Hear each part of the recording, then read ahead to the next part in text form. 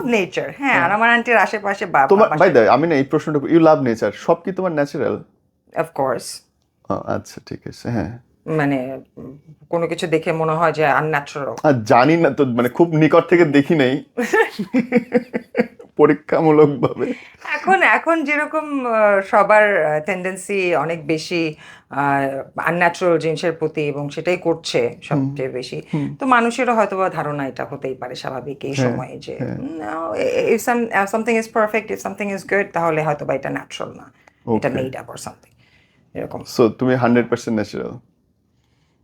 এবং এইটা না, আমি না গল্পের একটা থেকে আরেকটাকে জায়গা চলে যাচ্ছে। আমরা অফেরে বসে বসে গল্প করছিলাম যে এত বেশি কাটছাট করে মানুষ, ওই কথাগুলো বলো না, এটা খুব মজা ছিল যে ঈশ্বর বলবে তুমি কে।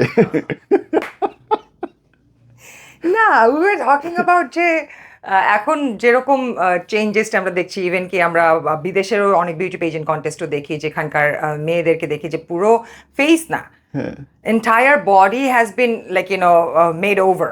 রাইট। তো বডি শেপ চেঞ্জ করা, ফেশিয়াল স্ট্রাকচার চেঞ্জ করা, ইভেন কি আই কালার চেঞ্জ করা, সব কিছু চেঞ্জ করে এসে তারপর তারা বলছে যে আমি বিশ্ব সুন্দরী। তো কথা হলো যে তুমি বিশ্ব সুন্দরী হবে কি করে?